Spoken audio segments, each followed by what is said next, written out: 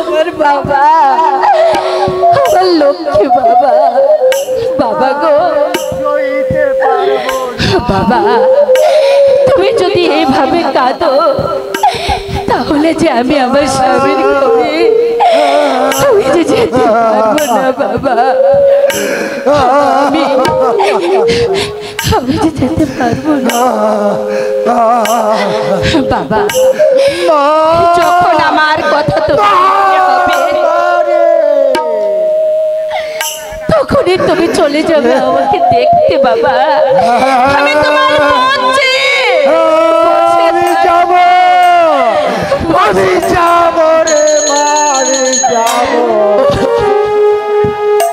এবার চলো রাহালা, আর খাতে কি হবে? বিধির নিকট কেউ খন্দাতে। তুমি ঠিকই বলেছ বাবা, বিধির নিকট কেউ খন্দাতে পারে না রে মা, কেউ না, কেউ না।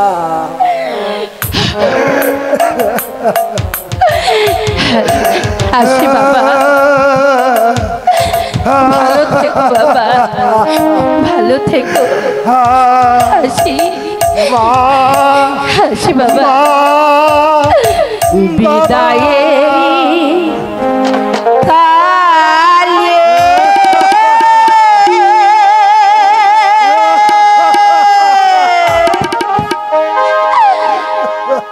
রেখে যাই বাবা,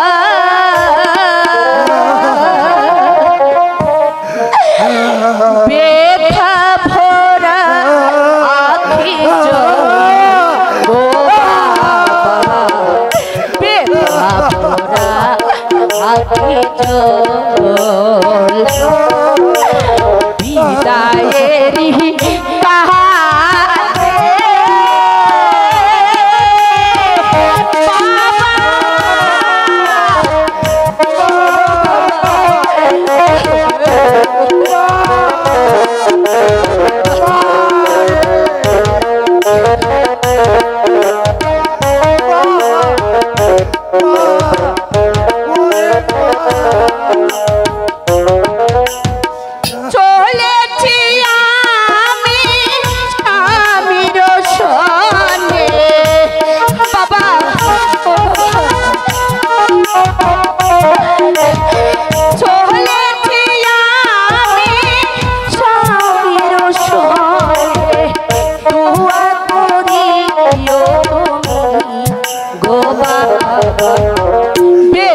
ভোলা আখি জল বিদায়েরি কালে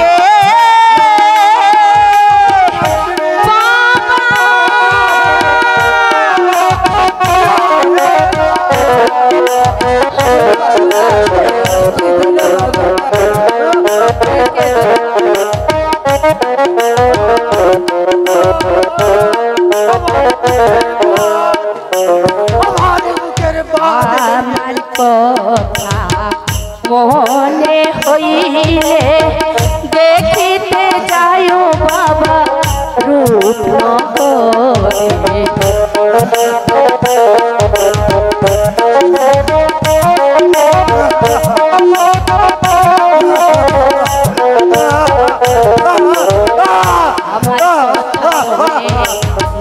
যাও রূপনগরে দেখিও বাবা মোনা যাতে বসিয়া আল্লাহ দরবারে,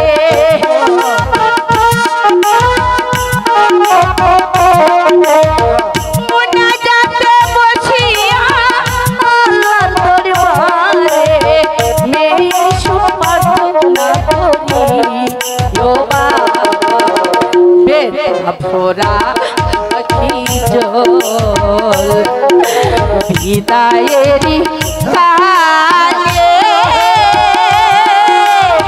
রেখে যাই বাবা, ব্যথা ভরা আখি জল ও বাবা, ব্যথা ভরা আখি জল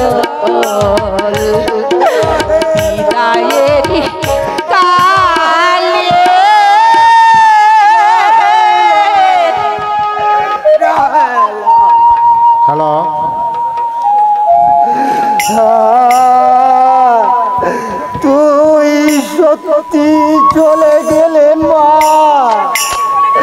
তুই আমাকে একা রেখে চলে গেলে রে মা।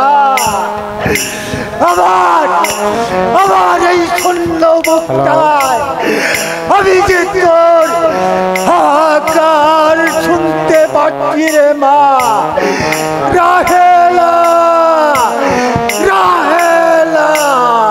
ঝড় উঠেছে, প্রতিশোধের ঝড় উঠেছে, রাহে তার বুকে ঝড় উঠেছে।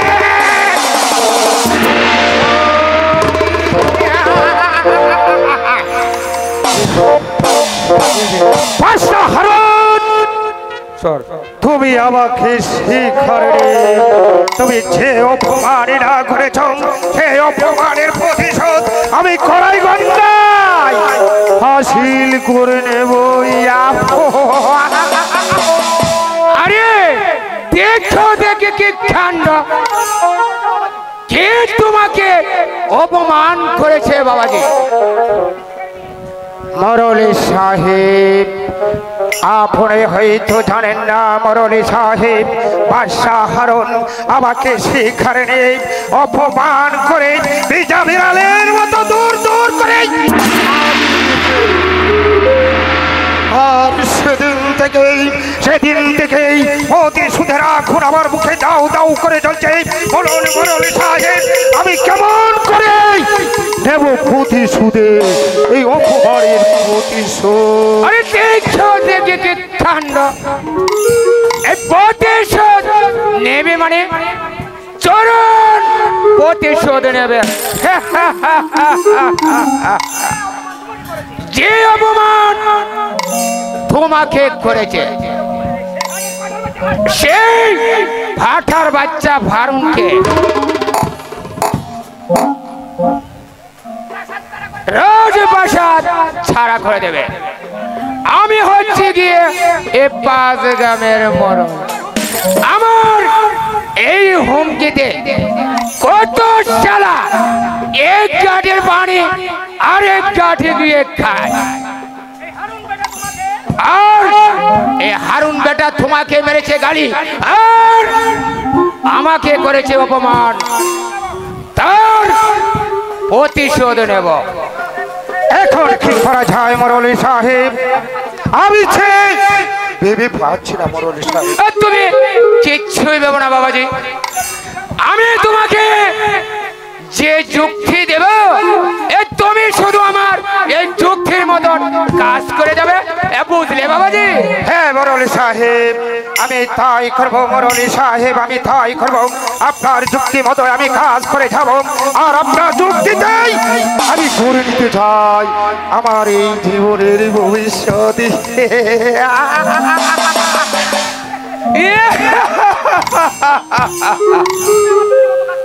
আর তুমি শুধু আমার এই বুদ্ধির মতন কাজ করলে এই সব কিছু ঘরে নিতে পারবে। আর তুমি শোনো বাবাজি, এইদিকে শুধু বাবাজি দেওয়ালেরও কান আছে, বুঝলে বাবাজি?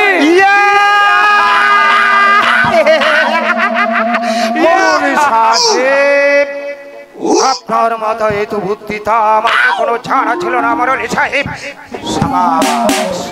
সাবাস মরলি সাহেব, তাই তো আমি জানি আর আমি জানি এই রাজ্যের সবাই আপনার সঙ্গে বেইমানি করতে পারে। জাহিদ বেইমানি করবে না, আপনার বুদ্ধিতে যদি আমি জয় হতে পারি তাহলে আপনাকে দেব অনেক অনেক টাকা, এমনকি আপনি যা চাইবেন তাই পাবেন। আর শুনুন মরলি সাহেব, যদি আমার সঙ্গে ছলনা করুন তাহলে এই হাতটাকে আপনি বাঁচতে পারবেন না। এই বাংলার মাটিতে যে কোনো প্রান্তেই থাকেন না কেন আপনাকে খুঁজে বের করে একেবারে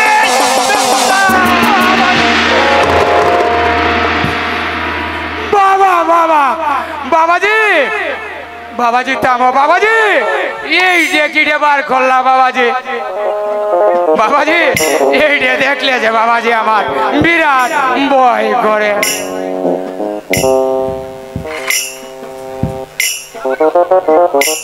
আমাকে তুমি হত্যা করবে কেন? যে যুক্তি আমি তোমাকে দিয়েছি তার বিনিময়ে তুমি একেবারে এই রূপনগরের বাদশা হয়ে যাবে, তাই নাকি? মোরল সাহেব, তাহলে চলুন আমরা এখন প্রস্তুত হয়ে যাই। বাবা বাবা, তোমার সঙ্গে হবে আমার কামান যুদ্ধ, আর সেই যুদ্ধে তোমার বংশকে একেবারে নির্বংশ করে দেব। তবে আমার নাম জাহিদ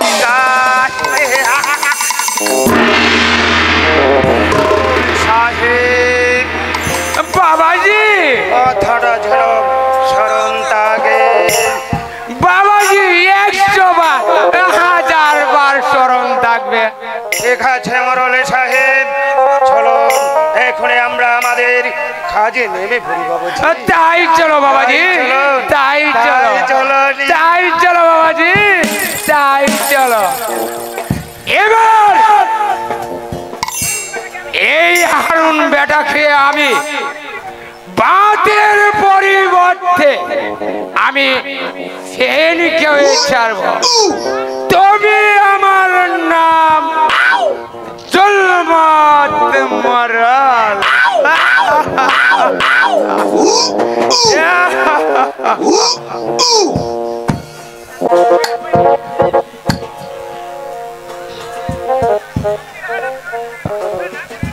সত্যি রাহেলা, তোমার গুণের প্রশংসা না করে যার পারছি না রাহেলা। করুণাময়ের আশীর্বাদে তুমি আর আমি নগরে প্রবেশ করার সঙ্গে সঙ্গে আমার রাজ প্রাসাদ আলোকিত হয়ে উঠেছে। আর আপনাকে পেয়ে আজ আমি নিজেও ধন্য। সন্ধ্যার ছায়া নামে এলো মেলো ভালো লাগে জীবনে এই গান গাওয়া। সন্ধ্যার ছায়া নামে এলো মেলো ভালো লাগে জীবনে এই গান গাওয়া। ভালো লাগে জীবনে এই গান গাওয়া।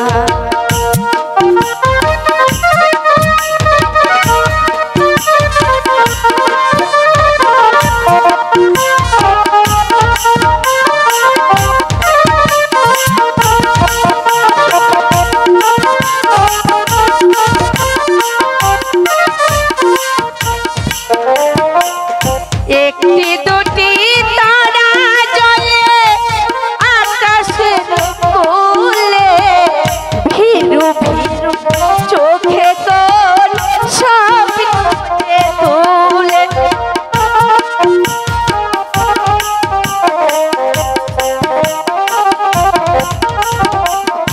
একটি দুটি তারা জ্বলে আকাশের কোলে, ভীরু ভীরু চোখে কোন স্বপ্ন যে তোলে।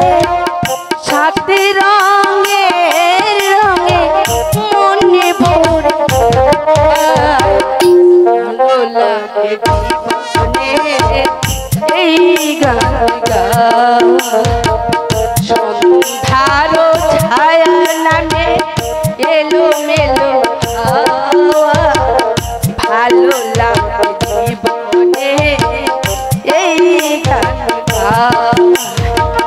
ভালো লাগে জীবনে এই গান গাওয়া।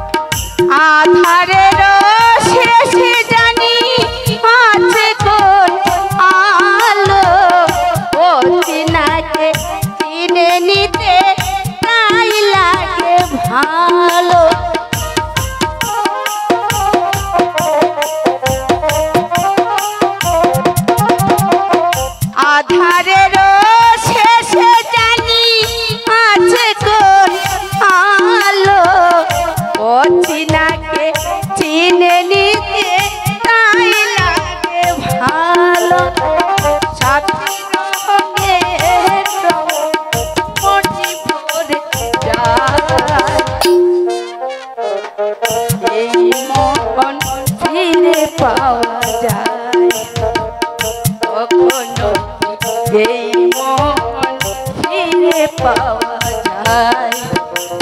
সন্ধ্যার ছায়া নামে এলো মেলো ভালো লাগে জীবনে এই গান গাওয়া, ভালো লাগে জীবনে এই গান গাওয়া। গোপালা তুমি গ্রামের খুশিদ বা সত্যি বেগম সাহেবা, আপনি এই রাজ্যে প্রবেশ করার পর থেকে এ রাজ্যময় যেন আলোকিত হয়ে উঠেছে বেগম সাহেবা। তাই আপনার গুণের প্রশংসা না করে পারছি না বেগম সাহেবা। আমার মাঝে এমন কি গুণ রয়েছে যার প্রশংসা আপনি না করে পারছেন না উজির সাহেব? আপনার অনেক গুণ রয়েছে বেগম সাহেবা। আপনি এই রূপনগর রাজ্যে প্রবেশ করার সঙ্গে সঙ্গে এ রাজ্যের গরিব দুঃখী প্রজাদের মুখে যেন আনন্দের হাসি ফুটে উঠেছে বেগম সাহেবা। আম্মি জান তুমি তুমি আমাকে একা পেলে তুমি কোথায় লুকিয়েছিলে আম্মি জান? তোমাকে না আমি এই সারা রাজপ্রাসাদ কত ওই জায়গায় খুঁজেছি আম্মি জান। তাই জন্য আমি যে তোমার জন্য আমার মনটা বেকুল হয়ে উঠে আম্মি জান। কে কে বালক উজির সাহেব? ওই হলো আমার একমাত্র পুত্র বেগম সাহেবা। ওর মা ওকে রেখে পড়ো পারে চলে যাবার পর থেকে ওর জন্য সর্বদাই আমার মনটা বেকুল হয়ে থাকে বেগম সাহেবা। উজির সাহেব, আপনার খোকার জন্য আপনাকে কোনো চিন্তা করতে হবে না। খোকা যখন আজ আমাকে আম্মি জানি বলে ডেকেছে, আজ থেকে এই খোকার সমস্ত দায় দায়িত্ব আমি নিলাম। এসো খোকা, এসো। সারাটি রাজমহল খুশিতে টলমল যেন হয়ে উঠেছে আমার আম্মি এসেছে, আমার আম্মি এসেছে, আমার আম্মি এসেছে, আমার আম্মি এসেছে।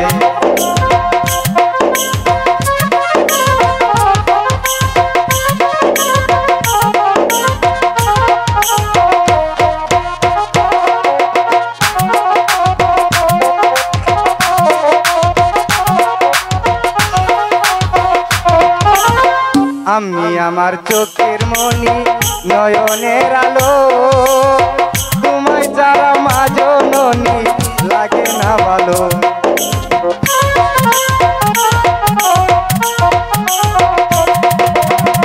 আমি আমার চোখের মনি নয়নের আলো, তোমায় যারা মা জননী লাগে না ভালো।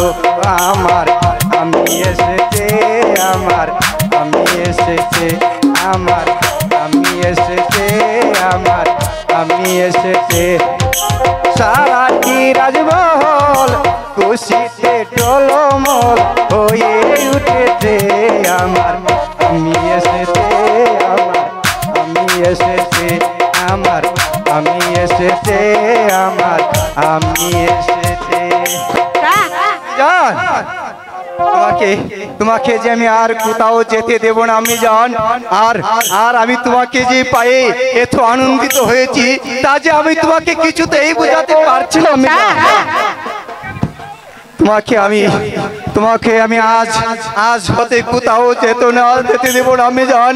আর সারাক্ষণ আমার বুকে আগলিয়ে রাখবো আমি জান, সারাক্ষণ আমার বুকে আগলিয়ে রাখবো। তুমি তাই দেখো। চলুন চাপড়া, এবার আমরা বিশ্রাম কক্ষে চলে যাই। তাই চলো উজির সাহেব। সারাটি রাজমহল খুশিতে টলমল, সারাটি রাজমহল খুশিতে টলমল হয়ে উঠেছে আমার আমি এসেছে, আমার এসেছে, আমি এসেছে। তুমি আমাকে শিখর থেকে তাড়িয়ে দিয়ে একটা অপূর্ব সুন্দরী গোলাপকে তুমি বিয়ে করেছো। তুমি বাসর করে অত্যাচার করবে।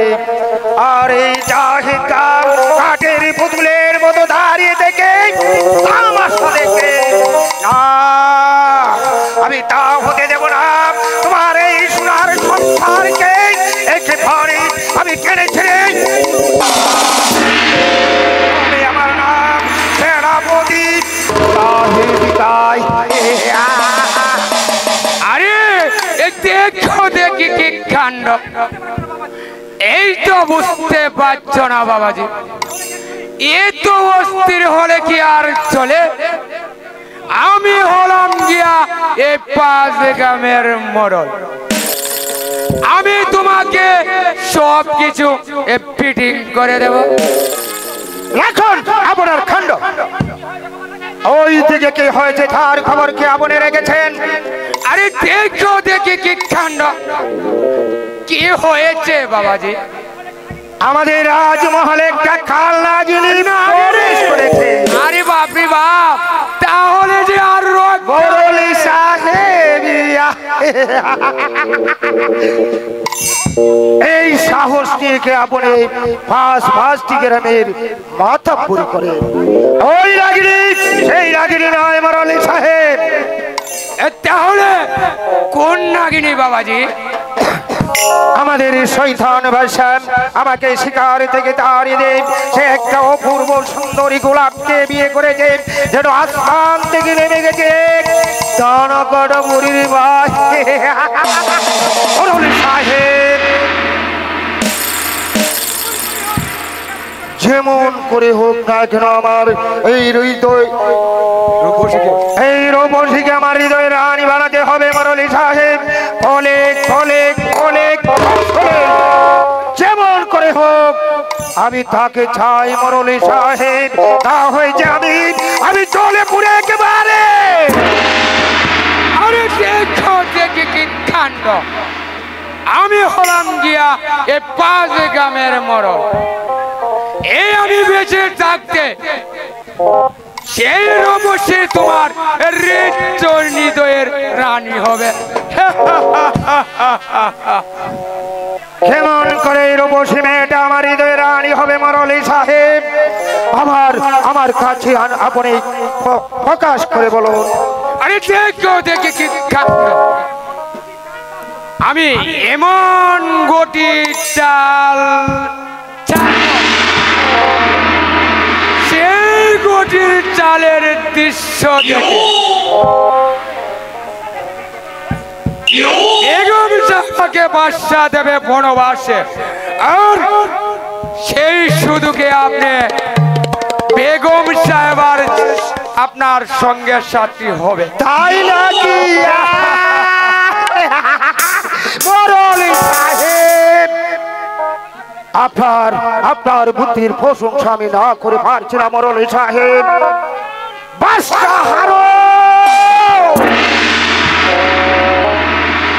এইবার তুমি বুঝতে পারবে জাহেদ তার মুখে সেই হিংসার আগুন তুমি জ্বালিয়ে দিয়েছ।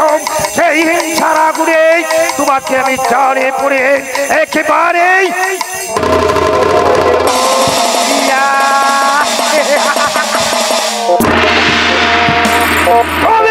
আমার নাম সেনাপতি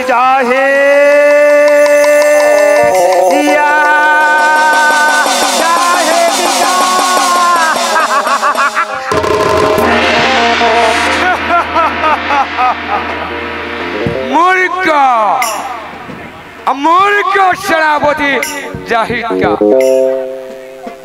এই শালা বেটা রূপসীকে হৃদয়ের রানী করতে চায়।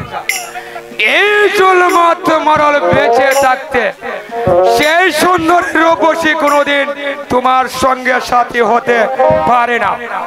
আর যদি হতে হয় তাহলে হবে আমার জুলমত মরলে। তোমাকে শুধু আমি এই মুখে মুখে কথা দিয়ে রাখবো। তুমি শুধু বিনিময়ে তুমি পাবে শুধু বাবা বাবা। তবে হবে আমার নাম জুলমত মারাল মূর্খ মূর্খ সেনাপতি জাহিদ কা তুমি ভেবেছ সেই সুন্দরী রূপসীকে আমি তোমার হাতে তুলে দেব? কখনো না।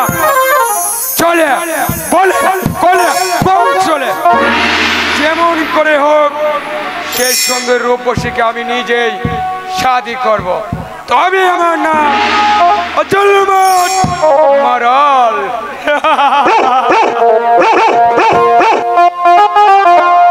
আমি দেখলাম কারা যেন আমার চারিপাশে রাহুর মতো ঘুরে বেড়াচ্ছে আমাকে গ্রাস করার জন্য।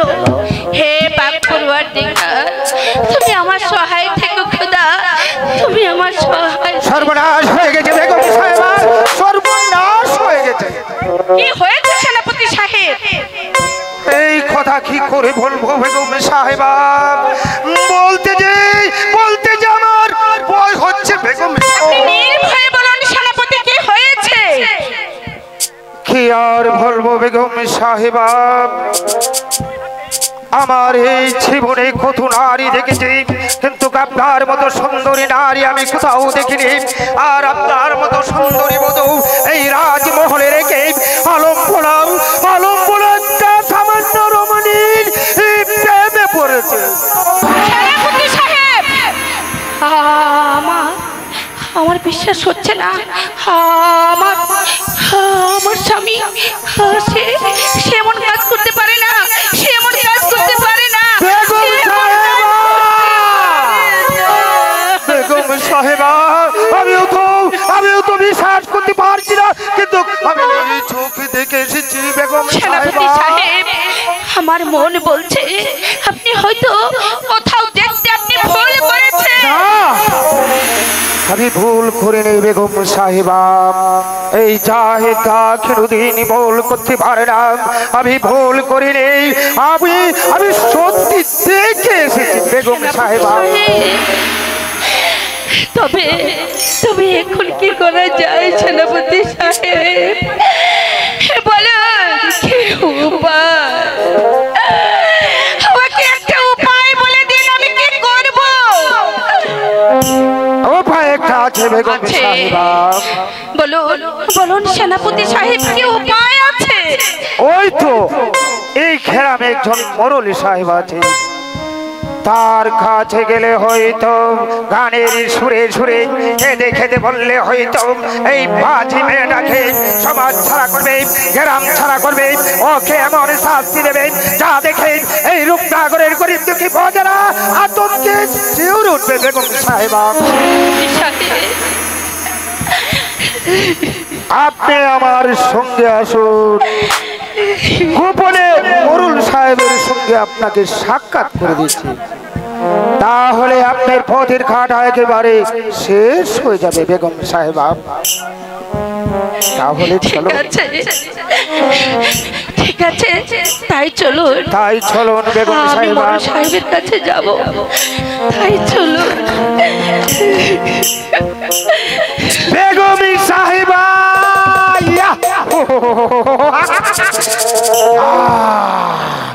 দিদি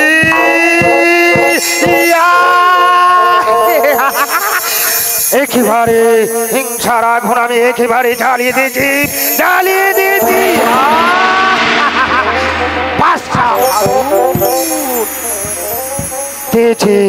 তোমাদের পবিত্র ভালোবাসার মানে আমি হিংসার আগুন জ্বালিয়ে দিয়েছি, সেই আগুনে তুমি চলে পুড়ে একেবারে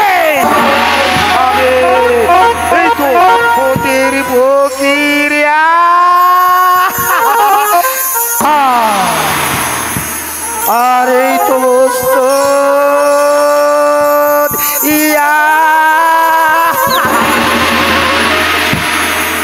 মস্তদ হয়ে যাবে জাহিদার। এই তো মস্তদ আমাকে ডাকছে, ওরে জাহিদার রোজ রোজ নিশ্চয় ডাকছে, আয় তুই আমার কাছে আয়, তোকে আমি সামনে প্রেয়ার করি। মসজিদ মসজিদ মসজিদ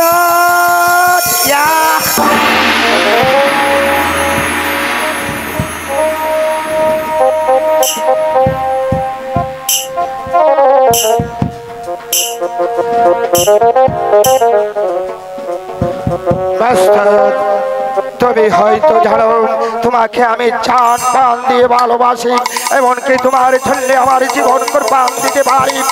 অপেক্ষা করো, আমি যখন এই মস্তদে বসলাম তখন এই রূপনগরের গরিব দুঃখী প্রজারা সবাই আমার কথা উঠবে আর বলবে, যে রাখি অমান্য করবে তাদেরকে এই অন্ধকার কারাকুকে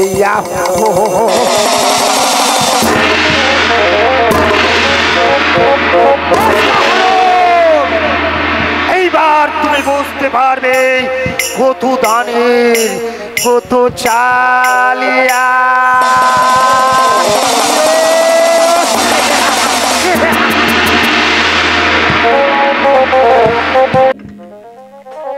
ওগো খোদা মেহেরবান, তুমি কি শোনালে আমায়?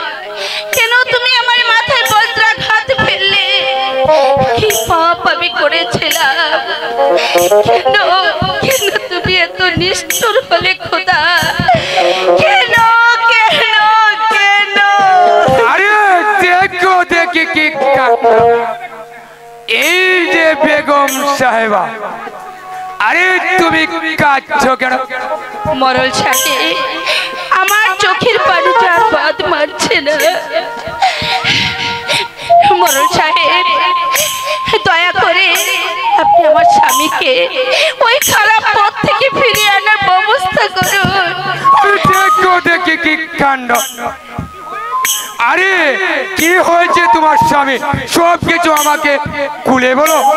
মরল সাহেব, সে নাকি দ্বিতীয় বিয়ে করেছে। তওবা তওবা তওবা, আস্তাগফিরুল্লাহ, নাউযুবিল্লাহ। আরে দেখো দেখি কি কাণ্ড। তবে তুমি কিচ্ছুই ভেবো না বেগম সাহেবা, আমি তোমার সব ব্যবস্থা করে দেব। মরল সাহেব, আমি আমি আপনার হাত ধরে বলছি, দয়া করে এই অবলাকে বাঁচান। মরল সাহেব, দয়া করে আমাকে বাঁচান। আহারে, আমাকে বাঁচান। তুমি কিচ্ছুই ভেবো না, আমি তোমার সব ব্যবস্থা করে দেব। আহারে, এমন বলুন মরল সাহেব, কথা দিন আমার স্বামীকে ওই খারাপ পথ থেকে ফিরিয়ে আনবার ব্যবস্থা করবেন। বলুন, কথা দিন। পাশানি ছলনা মহিনারি তোকে শাদি করে যেন আমি মস্ত বড়। তুমি এসেছো যাবো না? সরে যাও ওখান থেকে, সরে যাবো? আমার সুখের সম্মুখ থেকে তুই দূর হয়ে যাও। তোর তোর আমি আর দেখতে চাই না। ওগো ওগো স্বামী, তুমি এসব কি বলছো? কি অপরাধ আমি করেছি যার ফলে তুমি আমাকে সে প্রাসাদ থেকে চলে যেতে বলছো? বলো, কি অন্যায় আমি সরে করেছি? যা। আমি ঠিকই বলেছি পাশানি, আমাকে তুই দূরে সরিয়ে দিই। এই সাধারণ একটা চুক্তি মরলের সঙ্গে। ওগো স্বামী, ও কথা বলো না। ধরে রবি দর্শনে আমি যে ঘৃণা করি কোথায় কোথায় প্রহরী, কোথায় প্রহরী? যাবো না, যাবো না। আমার ছাবুক আর সিলকল নিয়ে আসো প্রহরী।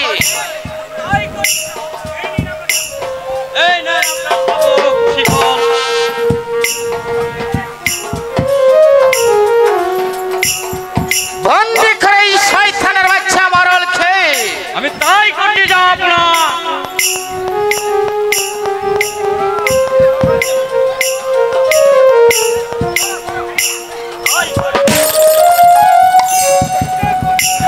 দেখো দেখি কি কাণ্ড। আমি হলাম গিয়া একজন পরশ গাল, আর নিয়ত করেছি আমি আগামীকাল হজে যাব, আর আমার হজ পালন করা হবে না।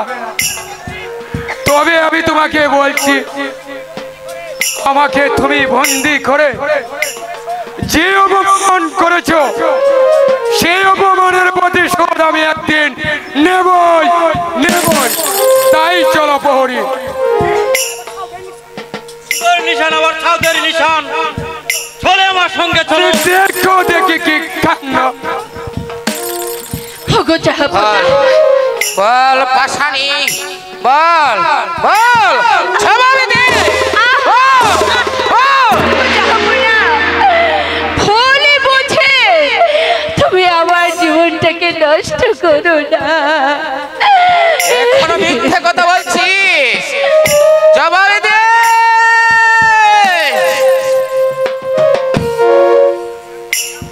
আমি তোকে ছাবো কি মাত্রে তোর পিঠে চামড়া